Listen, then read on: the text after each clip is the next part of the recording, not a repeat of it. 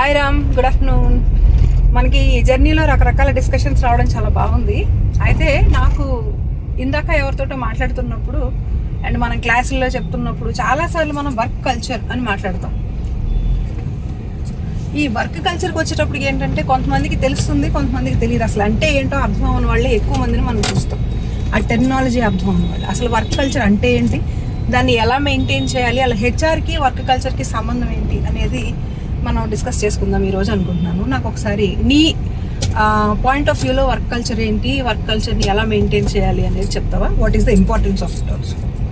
Yeah definitely.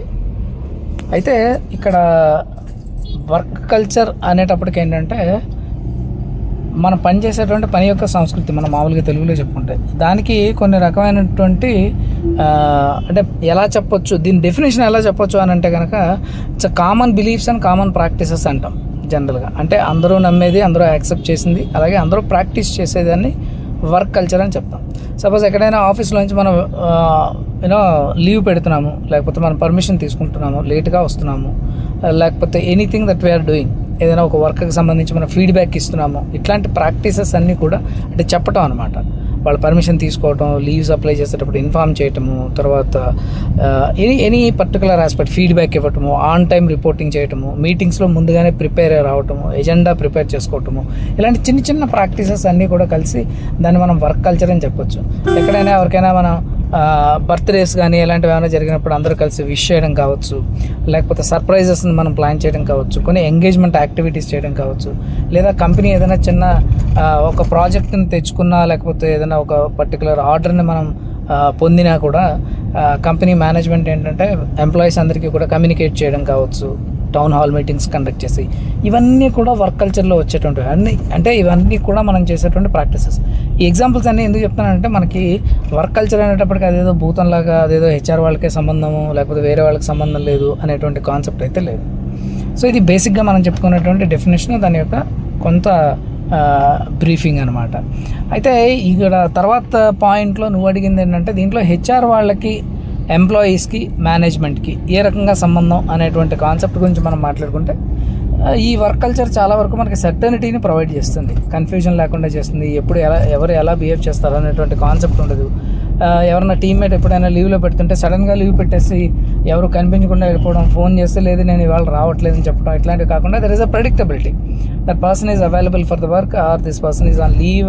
అతను ఇప్పుడు జనరల్గా తీసుకుంటాడు అంటే ఎమర్జెన్సీస్ పక్కన పెడితే rest of the things we have some kind of a predictability. అలాగే కంపెనీ కూడా ఎప్పుడు శాలరీ పే చేస్తుంది, ఎప్పుడు మనం మన పర్ఫార్మెన్స్ అప్రైజల్స్ ఏ డేట్కి జరుగుతాయి, ఏ టైంకి జరుగుతాయి, తర్వాత ఎప్పుడెప్పుడు మన ఆర్గనైజేషన్లో జరుగుతున్నటువంటి వచ్చేటువంటి మార్పులు యాజ్ ఎంప్లాయీస్ మనకి ఏం తెలుసుకోవాలనేటువంటి విషయాన్ని కమ్యూనికేట్ చేయడం అనేది ఒక ప్రాక్టీస్గా ఉన్నప్పుడు మన కల్చర్లో ఇవన్నీ ఉన్నట్టే.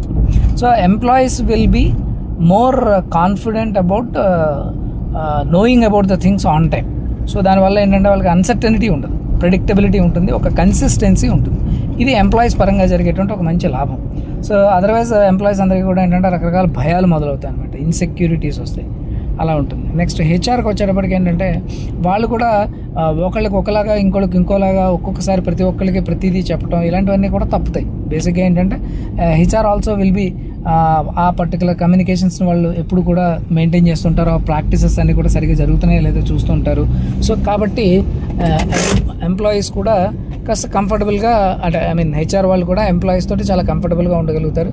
ప్రతిదీ ప్రతి ఒక్కరికి తెలుసు. ఇప్పుడు లీవ్ లిమిట్స్ అయిపోయిన తర్వాత వచ్చేది ఎల్ఓపి అనేటువంటి విషయం.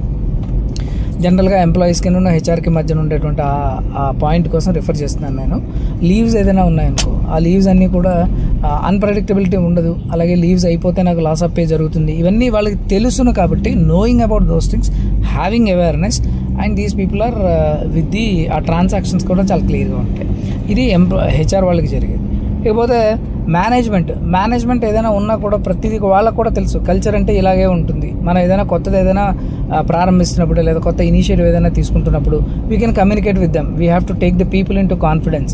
వాళ్ళ ఒపీనియన్స్ని కూడా మనం తీసుకుంటాము, మనం దాన్ని ముందుకు తీసుకెళ్తాము, ప్రోగ్రెస్ ఎలా జరుగుతుందో చెప్తాము, కంప్లీట్ అయితే సెలబ్రేట్ చేసుకుంటాము.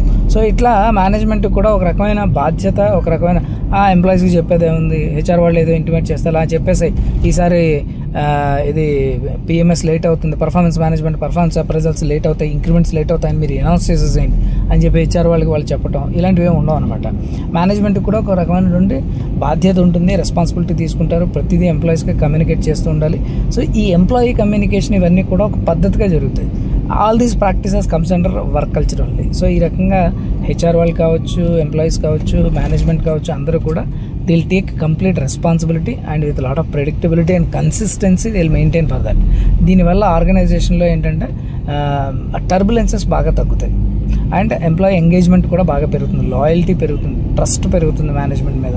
ఇన్ని లాభాలు ఉన్నాయి వర్క్ కల్చర్ అనేటువంటి విషయాన్ని తెలుసుకోవాలండి.